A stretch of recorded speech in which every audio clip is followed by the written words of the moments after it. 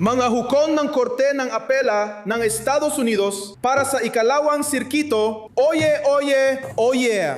Lahat ng may pakay sa harap ng sesyon ito ng Korte ng Apela ng Estados Unidos para sa ikalawang sirkito, lumapit at ibigay ang inyong pansin upang kayo ay pakikinggan. Si Sean B.B. Combs, dating kilalang music mogul na ngayon may bahid ng kahihiyan na minsang naghari sa ere at sa nightlife ng Hollywood, ay muling haharap sa laban sa korte. Ilang buwan nang nakakulong sa federal na bilangguan ang dating rapper at negosyante. Nahatulan siya sa pagdadala para masangkot sa prostitusyon.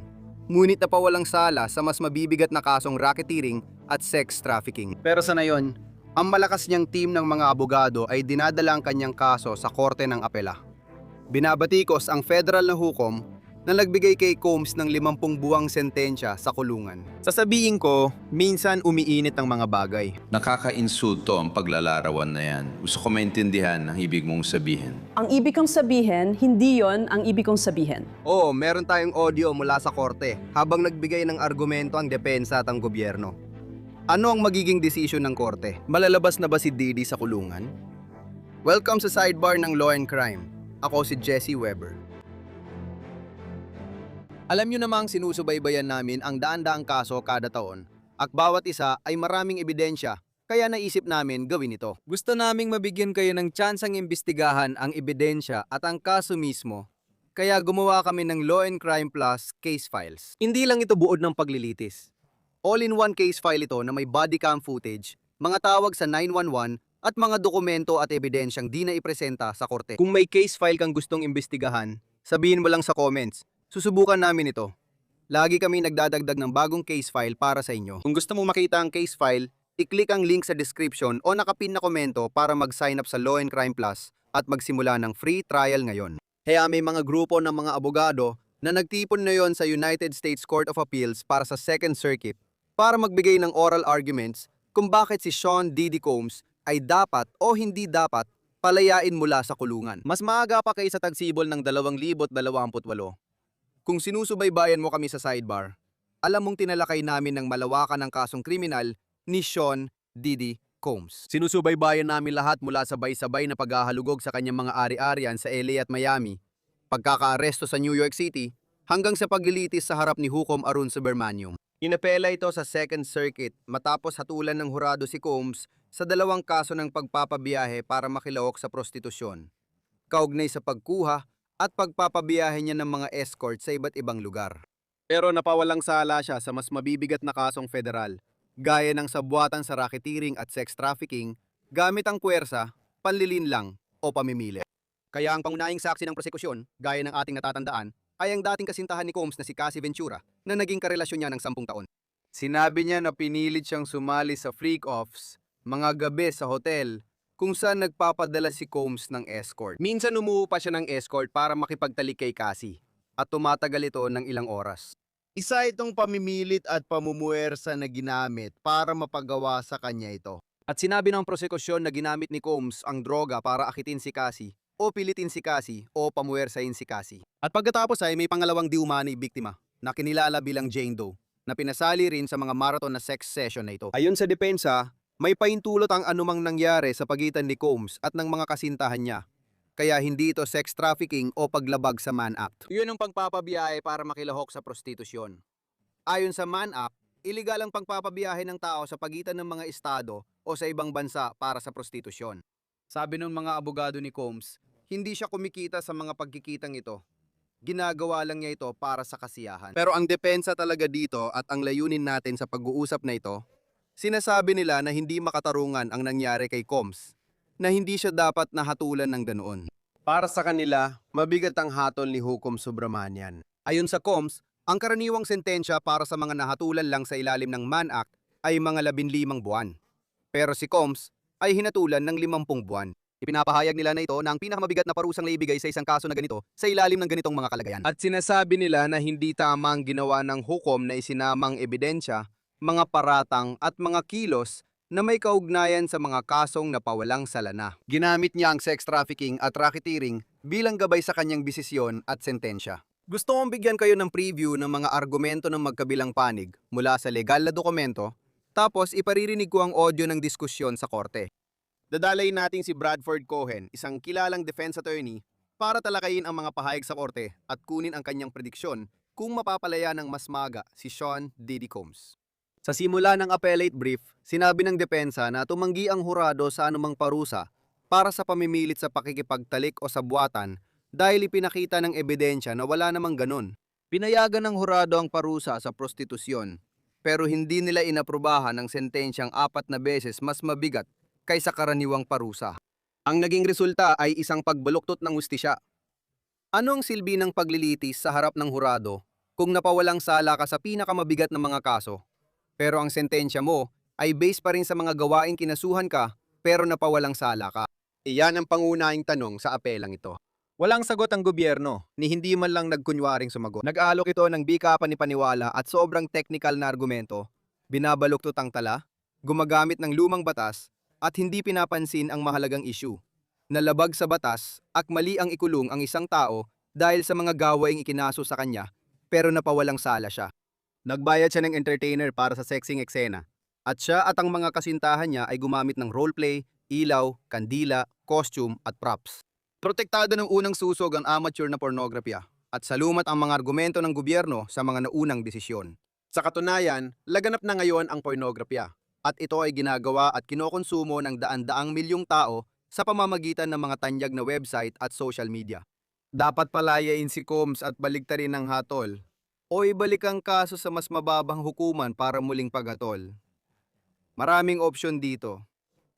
Paano tutugon ng gobyerno at prosekusyon? Sa sarili nitong salaysay, isinulat ng gobyerno, ang ebidensya ng gobyerno sa paglilitis ay nagpatunay na sa loob ng mahigit 1 dekada at sa daan-daang pagkakataon, nagbayad si Combs ng 12-12 ng lalaking commercial sex worker o escort para makipagtalik sa dalawa sa mga kasintahan ni Combs, sina Ventura at Jane. Ang mga freak-offs o hotel nights ay tumatagal lang oras o araw kung saan si Combs ang nadidirekta, nagpapaligaya sa sarili at kadalasang kinukunan ng video. Pinainom ni Combs ng droga sina Ventura at Jane at minsan naging marahas, sinasaktan, sinisipa at sinusuntok sila bago, habang o pagkatapos ng freak-offs at hotel nights. Umasa si Combs sa kanyang mga tauhan para mag-book ng biyahe. Kabilang ang mga biyahe sa pagitan ng mga estado at sa ibang bansa. Mag-ayos ng malilinis na kwarto sa hotel at magatid ng droga, pera at iba pang mga gamit na may kaugnayan sa freak-offs at hotel nights. Sabi ni Combs, dapat hindi na pinansin ng district court kung paano niya nilabag ang man-up at inabuso ang mga biktima, kabilang ang pananakit, pananakot, panlilinlang at pagpapadroga sa kanila. Ayon kay Combs, kung hindi ito ginawa, nilabag ang konstitusyon at naging hindi patas. Mali si Combs. Bukod sa pagsusumite ng brief, nagkaroon din ng pagkakataon ng magkabilang panig na magharap ng oral argument sa 3 miyembrong korte ng apela sa Second Circuit. Si Alexandra Shapiro, abogado ni Combs sa unang paglilitis sa District Court, ang unang nagsalita, ngunit agad siyang pinutol ng isa sa mga hukom. Itong kaso ay nagpapakita ng mahalagang issue sa paggalang sa hatol ng hurado at tiwala ng publiko sa ating sistema ng hustisyang kriminal. May ilang mahistrado ang nagtatanong sa konstitusyonalidad ng pagpaparusa sa mga gawaing napawalang salana. Ipinahayag ni McClinton ng malinaw, Sa totoo lang, papasok na ako dyan at pinahahalagaan ko na yan agad ang inuna mo. Kung papunta ka sa issue ng ika-6 na susog, doon ka ba papunta? hindi naman. Sige, gagawin ko. Unahin natin, isa sa mga argumento mo ay nilalabag ng pagsasaalang-alang sa acquitted conduct, ang ika-6 na amyenda. Ilagay natin sa ganoong paraan. Bumalik si Shapiro sa usapan at sinabi niyang nagkamali ang korte dahil ginamit ang mga isiyu na acquit si Combs para bigyan siya ng mas mabigat na parusa. Yan ang alegasyon. Hindi ba't ang argumento mo talaga ay na ang ginagawa ng gobyerno dito ay pinaghalo-halo at pinagsasama-sama? Kinukuha nila ang ebidensya mula sa mga paratang na na-acquit para subukang suportahan ang Mann Act. Paggatol para sa Mann Act pero wala sa mga iyon ang ipinakita sa hurado para dito. Yun ba ang buod ng usapan natin? Tama. Sa totoo lang, Pinagkahalo-halo niya, di ba? Ang ibig kong sabihin, ginamit ng district court dito ang ebidensya na ginamit para suportahan ang kaso ng gobyerno sa RICO at sex trafficking para magtakda ng parusa sa ilalim ng Mann Act. tama. Nakita niya ang pamimilit kahit hindi ito nakita ng hurado, lalo na sa 2 particular na pagkakataon. Ginawa ng gobyerno ang mga argumento at sinabi sa hurado, ayon sa tagubilin, na kung nakita nila ang pamimilit, sapat na yon kahit sa isa sa mga pagkakataon para sa hatol ng sex trafficking. Meron bang mga tagubilan na naglilimita na ibinigay o hiniling noong paglilitis na ang ilang ebidensya ay tatanggapin lamang kaugnay ng ilang particular na kasong isinampa? Wala, at hindi rin talaga yon uubra dito. Si Assistant U.S. Attorney Christy Slavi, na kumatawan sa gobyerno sa paglilitis, nagbigay ng argumento, ngunit tinutulan din ng ilang hukom ng apela. Maling isinama ni Hukom Subramani ang pinalalang karaan kung paano isinagawa ng akusado ang kanyang mga paglabag sa Mann Act, na siyempre, Nakakalito. Aggravated manner. Let's talk about that. Bakit hindi ka dapat managot sa paraan ng paghawak mo sa kaso? Humarap ka sa hurado at sinabi mong ginawa ng lalaking ito ang lahat ng kakilakilabot na bagay na yon bilang bahagi ng RICO conspiracy at sex trafficking, pero pinawalang sala siya ng hurado. Pagdating sa Mann Act, parang palabas lang yon kasi wala namang ebidensya o live na saksi. Sabi mo pa, tingnan lang daw ang mga chart na ito. At ngayon, gusto mong umasa kami sa lahat ng mga bagay na ipinresenta sa hurado na hindi naman pinaniwalaan para payagan ang district court na gamitin ito sa pagkalkula ng guidelines. Kaya bakit hindi namin dapat hilinging panindigan mo ang mga iniharap at ipinangatuwiran mo sa hurado? kagalang-galang na hukom, may ilang sagot po ako. Una, karamihan sa mga pinagtutukan ng district court sa sentensya ay hindi pinawalang sala, kundi inamin mismo. Inaming ginawa ang mga ito. Matinding pisikal na karahasan ang naganap sa tinatawag nilang freak-offs. Gets ko yan, alam ko rin, pero ibang tanong ko sa'yo. Ang teorya ay, kung ginawa ng gobyerno ang argumentong ito, hindi ba ibig sabihin nito na tinanggap ng hurado ang argumentong iyon at hindi na nila isinasaalang-alang ang ibang posibilidad? At sa tingin ko, hindi makatarungan ang ganung palagay. Tinutukoy natin dito kung saan ilalagay ang dinya, kaya may ilang bagay na inabsuelto ng hurado at iba naman ang hinatulan. Ano ang sandigan ng hurado? Sa tingin mo, hindi ba sila nakikinig sa closing argument? Hindi ba ito mahalaga sa desisyon nila? Siyempre po, kagalang-galang. Pero ang hurado ay binigyan ng tamang tagubilin sa bawat elemento ng Mann Act. At kailangang matiyak na natugunan ang mga ito ng lampas sa makatwirang pagdududa. Ngayon, si Shapiro ay nagkaroon ng pagkakataon para sa isang maikling tugon para sa depensa. Bilang pangwakas, 12 taga-New York ang naglaan ng 2 buwan para magsilbi bilang hurado. Nakinig sila sa 34 na saksi, nirepaso ang libu-libong text, video, iba pang ebidensya, at nag-usat ng 2 araw at kalahati. Ang kanilang nagkakaisang hatol ay walang sala sa pinakamabibigat na paratang. At hindi pinahintulutan ng hurado ang parusa para sa sex trafficking o sabuatan. Pero iyon ang naging dahilan ng sentensya. Dito, nagsumite kami. Ang ebidensyang binanggit ng kaibigan ko sa kabilang panig na hinihikayat kong tingnan ninyo ay nasa docket 5,104. Ipinapakita ng District Court na ito ang pinakamataas na sentensya na ibigay para sa ganitong kaso at kasaysayan ng krimen. At bilang pangwakas, pinabilis ang pagdinig sa apelang ito. At sa totoo lang, nakalimutan kong sabihin, aasa na lang kami sa aming mga isinumiteng brief. Ipinaglaban namin baligtarin ang mga hatol. Pero kung hindi yun gawin ng korte, pinabilis ang apela. Naunawaan namin ang komplikadong issue at kahalagahan ng desisyon. Kaya magalang naming hinihiling sa korte na magpasya sa kaso sa lalong madaling panahon, anuman ang resulta. Bago tawagin si Bradford, rerepasuin ng 3 hukom na panel ang oral na argumento at briefs at magpapasyayan sa batas. Magbibigay sila ng update sa susunod na panahon. Irereserba namin ang desisyon gaya ng ginagawa namin sa lahat ng kaso. Hayaan ninyong tapusin ko ito sa pamamagitan ng pasasalamat sa mga abogado ng magkabilang panig. Ito ay isang napakahirap na kaso. Ito ay isang usaping wala pang naunang pasya sa korte na ito at tila ng alinmang Federal Court of Appeals sa bansa. Pinahalagahan namin ang kalidad ng mga isinumiteng posisyon at argumento ng magkabilang panig. Maraming salamat. Natapos na natin ang mga bagay na didinig ng korte ngayong araw kaya hinihiling kong itigil na ang sesyon. At ayon sa Federal Bureau of Prisons, ang pansamantalang petsa ng paglaya ni Cohn ay sa Abril 15, 2028. Posibleng mapalaya siya ng mas maaga ayon sa isang batas. pero kailangan pa nating tingnan. Gusto ko itong pag-usapan ngayon. Magbigay ng preview ng posibleng mangyari at mga aral dito. Narito ulit si Bradford Cohen, kilalang abogado sa depensang kriminal ng mga artista. Bradford, matagal ka ring nawala sa sidebar. Alam kong naging abala ka, pero masaya akong bumalik ka. Masaya akong nandito ako. Ngayon, sa pangkalahatan, kapag ang isang appellate court ay nakikinig sa mga argumento, parang pinipiga nila ang magkabilang panig. Maari mo bang mahulaan kung ano ang gagawin nila based sa mga tanong nila? Oo, minsan. Katatapos ko lang magpresenta ng argumento sa ikatlong DCA, isang appellate division sa Miami.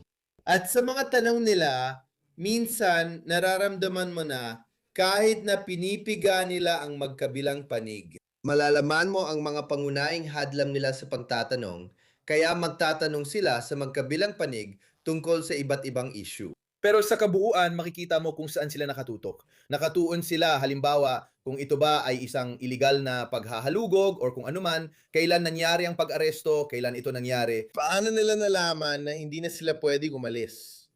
May mga particular at sensitibong isyong tatalakayin nila.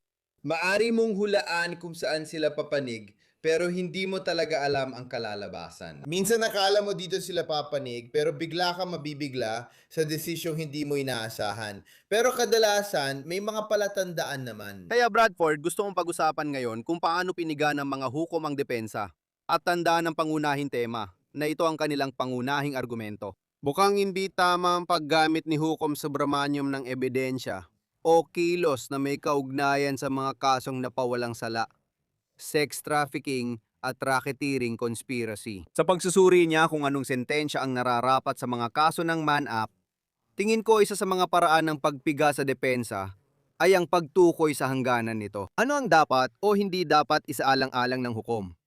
Hindi rin ito malinaw. Piniga pa nila ang depensa at sinabing, sandali lang. Iminumungkahi mo ba na hindi dapat isaalang-alang ng hukom ang anumang testimonya ni Cassie Ventura? Na hindi isinasaalang-alang ng hurado ang anumang testimonya ni Cassie Ventura? Kailangan ba nating maniwala na lahat ng sinabi niya ay hindi totoo dahil napawalang sala si Combs sa sex trafficking at racketeering? Iminumungkahi mo ba? Nagpatotoo siya tungkol sa may freak-off. Iminumungkahi mo bang wala yon kaya tumutol ang depensa? Sabi nila, hindi nila ito sinabi. Dahil naging komplikado talaga, nagiging komplikado. Aling bahagi ng kanyang testimonya ang dapat mong isaalang-alang? Aling bahagi ng kanyang mga paratang ang dapat mong isaalang-alang? Ibig kong sabihin, ebidensya sa paglilitis ang kanyang testimonya. At kaya ganun ang klase ng bagay na sa tingin ko ay naging komplikado. At maging ang pagpapaliwanag nito ay komplikado rin. Kaya talagang pinipilit nilang tukuyin kung ano ang pwedeng isaalang-alang at ano ang hindi.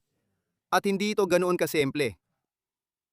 Nakakatawa talaga. Kahit tingnan ko mula sa prosekusyon o depensa, malino naman, di ba? Nahusgahan siya na nagkasala sa krimen ng pagtawid ng hangganan ng Estado para sa layunin ng prostitusyon.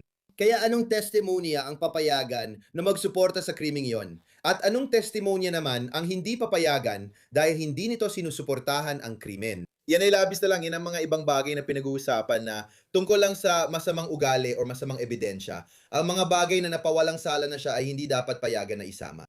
Ako'y isang napakasimpleng tao, pinapadali ko lang ito sa kung ano talaga dapat at ganyan ko ipinantatanggol ang mga kasong ito sa harap ng mga hukuman sa apela at sa harap ng mga ordinaryong korte. Sinasabi ko, pakinggan ninyo, dito ko nakikita ang mga hangganan. Siya ay nahatulan dahil dito. May testimonya na sumusuporta dito at may testimonya rin na hindi sumusuporta dito.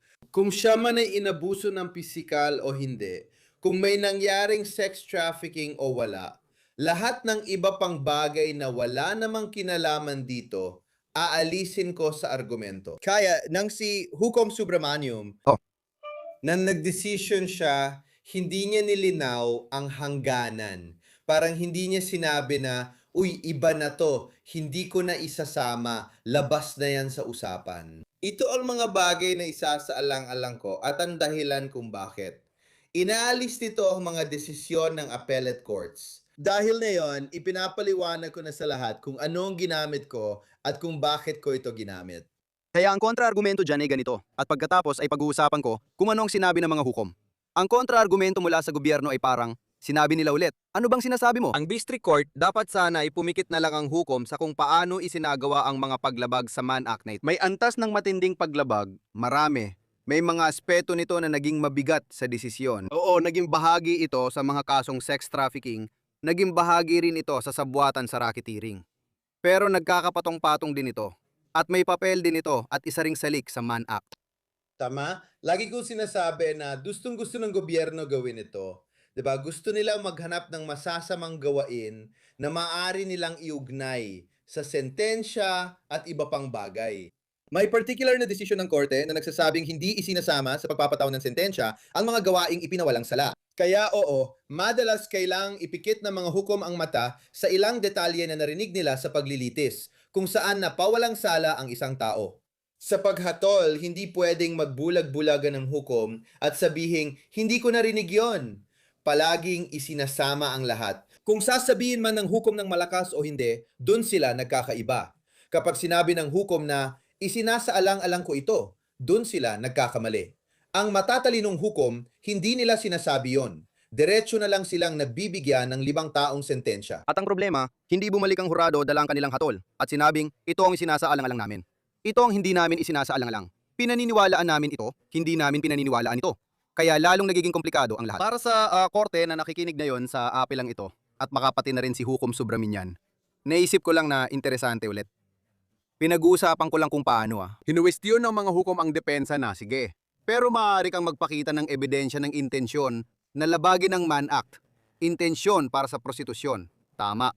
Kaya ang ideya ay, kung may kilos na nagpapakita na si Didi, ay may intensyon na makisangkot sa prostitusyon.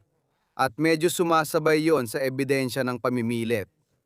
Bakit hindi pwedeng isaalang-alang yon?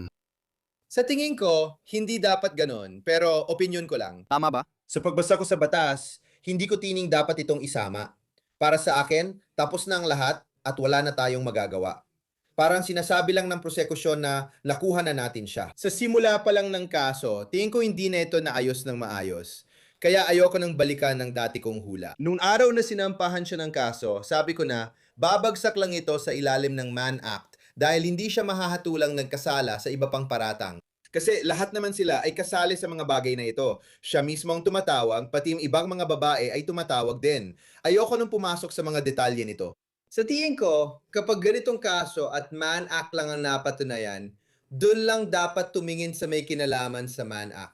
Madalas hindi ako sangayon na mahalaga ang intensyon, pero patuloy pa rin sila magbibigay ng argumento. Napakahirap mapawalang bisa ang mga kaso sa apela sa federal na korte. Sasabihin ko sa iyo na bihira lang talaga mangyari yon. Nangyayari, pero hindi madalas. Malakay ang ibinibigay na konsiderasyon ng mga korte sa mga district court judge na gumagawa ng mga desisyong ito, kung bakit nila ginagawa ang mga desisyon at kung paano nila ginagawa ang mga desisyon. Kaya madalas sinasabi ng appellate court, makinig, hindi kami nandun, hindi namin nakita ang lahat at hindi namin alam ang lahat ng iniisip ng judge. Maraming paraan para makaiwas sila, kaya hindi ako naniniwala na gagawin niya at ibabasura nila ang hatol. Pero may mga argumento pa rin na pwedeng ilaban. Sa tingin ko, maganda ang argumentong pwedeng ilaban ng depensa ron. Isa pang bagay, dapat ba ang sentensya at muli, ipapakita natin ito? Itatabi ko muna ito para sa huli. Maaring hindi mo inisip na mababaliktad ang hatol, pero pwede nilang sabihing mali ang sentensya, ito dapat ang tamang sentensya, o ibalik ito para muling sentensyahan. Huwag mo munang sagutin, babalikan natin yan mamaya. Bibigyan ko kayo ng ideya sa posibleng mangyari. Pero noong nagsalita ang gobyerno, pinigarin ito ng mga hukom. Isa sa sinabi nila ay sinusubukan nilang maintindihan kung ano ang dapat at hindi dapat isaalang-alang sa sentensya. At isa sa mga piniga nila sa gobyerno ay parang sinasabi mo ba na walang acquitted conduct? Dahil maaari itong mag-overlap sa mga bagay na sa huli ay ikinahatol sa kanya. At inamin pa nga ng gobyerno, oo, may gray area dito. Naisip ko na interesante yon, pinipigarin ng gobyerno tungkol doon. At sinasabi na itinuring nyo lang ang mga kaso sa Mann Act na parang dagdag na lang. Nakatutok ka sa sex trafficking at racketeering conspiracy. Magpaliwanag ka. Oo. At yun ang bahagi na sakayan ako sa kanila.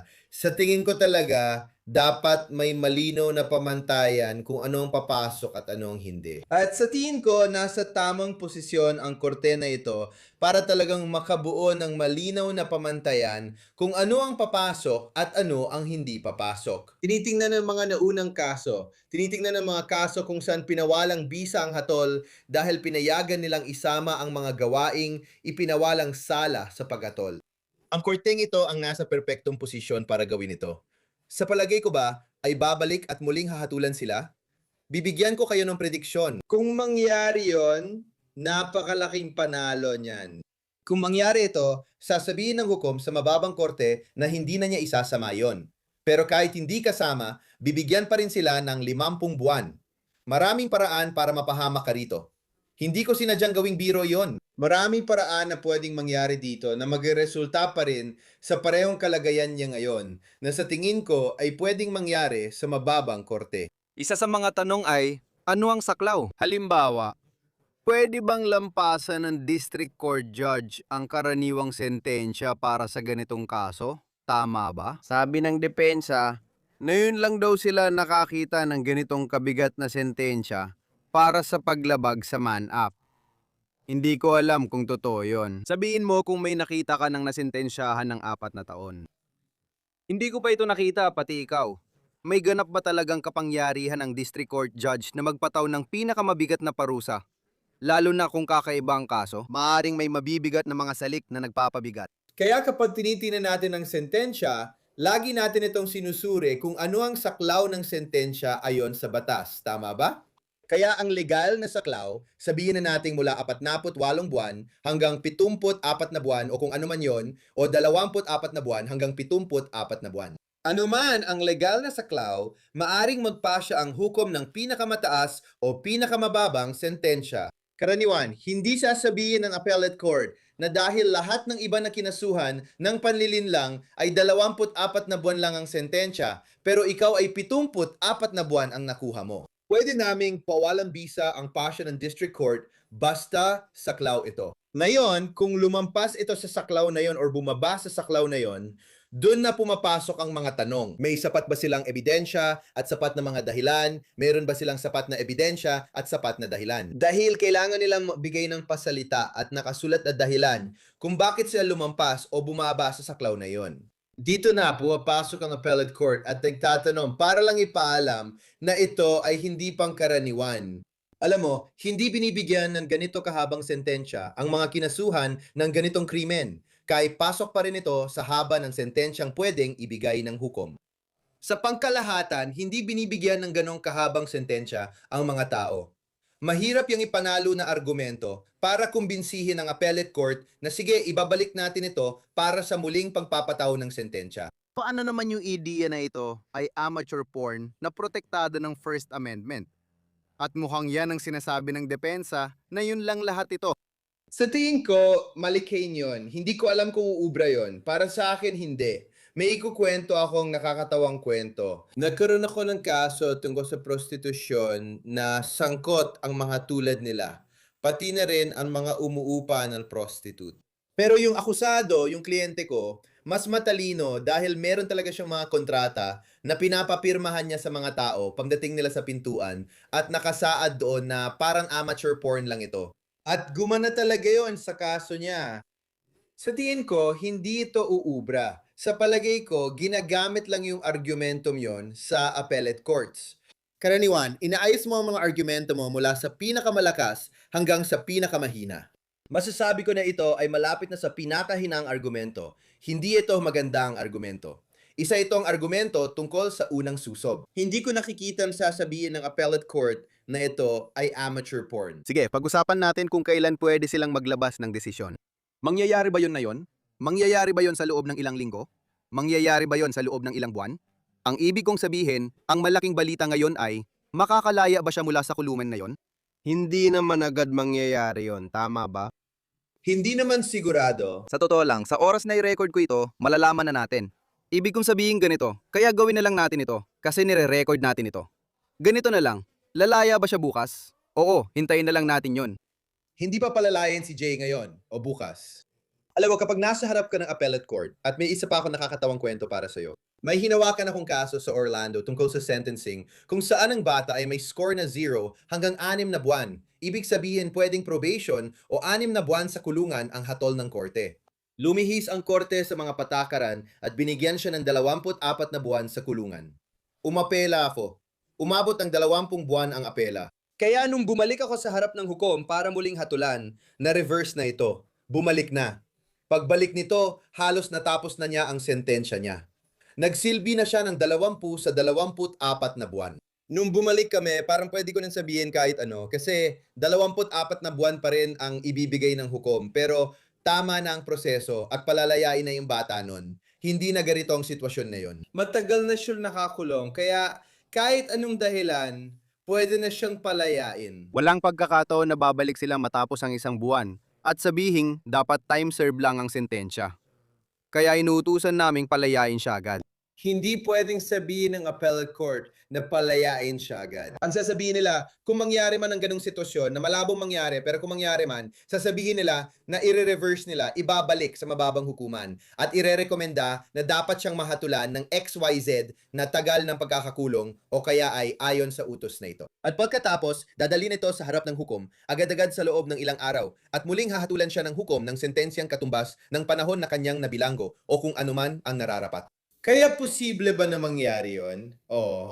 Palagi akong gumuguhit ng malaking bilog at sinasabi kong ang gitna ang pinakamalamang mangyari habang ang mga nasa gilid ay hindi malamang mangyari. Masasabi ko na sa pinakadulong gilid yun ang bilog. Babalik ako kay Hukom Subramanium. Ang tanong, lumampas ba siya sa dapat niyang gawin? Malibang pagsama niya ng ebidensya sa hatol, Sinabi niya dati na ito'y para magpabatid sa mga nang-aabuso at biktima na may pananagutan sa pagsasamantala at karahasan laban sa kababaihan. Tinanggihan niya ang pagtatangkang ilarawan ng depensa ang nangyari bilang basta matalik at pinagkasunduang karanasan o simpleng kwento ng sex, droga at rock and roll. At pagkatapos ay sinabi niya kay Combs, inabuso mo ang kapangyarihan at kontrol na meron ka sa buhay ng mga babaeng sinasabi mong mahal na mahal mo. Inaabuso mo sila pisikal, emosyonal at psikolohikal para makuha ang gusto mo. Lalo na sa freak-offs at hotel nights. Ngayon, ang tanong ay, titingnan ba ng korte at masasabi rin ba yon kung man-act case lang at hindi bahagi ng mas malaking kaso? At ano ang papayagan ng prosekusyon na ipakita bilang bahagi ng kasong yon? Magiging ganoon ba ito kalalim at kasama si Cassie Ventura at lahat ng mga insidenteng ito at lahat ng mga aligasyon na ito? Itinan mo ba yung mga salitang yon at sasabihin na inaakusahan niya si Combs kahit napawalang sala na siya? Gets mo bang ibig ko? Oo, naintindihan ko ang ibig mong sabihin at sang-ayon ako sa pangalawa mong pagsusuri, lalo na sa bahagi na sinasabi niyang inabuso mo siya at ginawa mo ang mga bagay na ito. Ayos lang yung unang sinabi niya, madalas yan sa mga hukom. Nagpapadala ako ng mensahe sa XYZ. Ginagawa ko ito dahil sa XYZ. Madala lang magdesisyon ng appellate court na mali. Karaniwan, itong sa kasong pagpatay, sexual na pang-aabuso at pornografiya. Hindi ito ang pangunahing issue. Ang tanong sa dulo ay sinabi niya, inabuso mo ang mga taong ito at ginawa mo ito at yan. May ilang bagay na hindi dapat isinama sa pagtitimbang niya ng ipapataw niyang sentensya. Sinabi ko na ito mula pa nun. Sa palagay ko, ayaw ng hukom kay Combs at ipinakita ito sa kanyang desisyon. Kahit sabihin ng hukom na hindi niya ayaw si Sean Combs bilang tao, kundi ang mga gawa niya, madalas din itong sabihin ng ibang hukom. Wala akong personal na paghusga, pero tingin ko hindi talaga niya gusto si Sean Combs. Marami rin sigurong nangyayari sa likod nito. So tingin ko, may maagang paghusga na agad ginawa sa umpisa ng kaso tungkol sa pagiging inosente o may sala niya ng hukom at lumabas ito sa hatol. Kaya iyon ang problema ko sa kasong ito, yung sinabi niyang inaabuso mo mga taong ito at ganon. Kung iyon ang basehan niya sa hatol, tingin ko pwedeng suriin ng appellate court at sabihing, teka, hindi naman siya kinasuhan sa malinaw na pang-aabusong nasa video. Wala naman siyang depensa doon, pero hindi siya kinasuhan. Ginamit lang yon sa mas malaking kaso ng RICO at trafficking. Hindi dapat isinama ang ganitong insidente sa pagdedesisyon niya sa hatol. Pero sa tingin ko, ginawa niya. Ang kontraargumento dyan ay, teka, pwede naman sana niya siyang hatulan ng 10 taon sa kulungan, di ba? Pero hindi niya ginawa. Pwede pa niyang dagdagan ng sentensya bilang kontra-argumento. Sa tingin ko, based sa aktual niyang paghatol, parang ibinigay niya ang pinakamataas na sentensya ayon sa guidelines. Kaya kung bibigyan pa niya ng mas mataas doon at lalampas sa guideline, kailangan pa niya magsulat ng opinyon kung bakit niya naramdaman na may mga nagpapabigat para ilabas ito sa guideline. So tingin ko, hindi niya magagawa yon nang hindi tinalakay ang mga issue na pawalang sala siya. Matalino ang hukom sa pag-iwas sa mga issue sa apela. Karamihan sa magagaling na federal na hukom ay iniisip kung ano ang nasa isip ng apelet. Maaring gawin ng hukuman ng apela at bakit at paano ko maiiwasan na baligtarin nila ang desisyon ko dahil ayaw ng federal na hukom na mabaligtad ang kanilang desisyon. Bradford Cohen, komplikadong sitwasyon ito pero ipinaliwanag mo ito sa paraang madaling maintindihan namin. Maraming salamat sa pag-imbita sa akin. Talagang pinahahalagaan ko ito. Salamat talaga sa pag-imbita sa akin.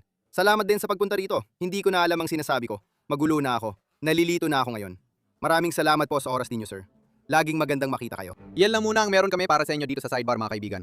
Maraming salamat sa pagsama sa amin. At gaya ng dati, mangyaring mag-subscribe sa YouTube, Apple Podcast, Spotify o saan man kayo nakikinig ng inyong mga podcast. Pwede rin kaming mapanood sa Peacock ng NBC. Sundan niyo ako sa X, Instagram, at sa Jesse Weber Live sa News Nation, Lunes-Biyernes, 11 PM Eastern. Kita-kits mga kaibigan!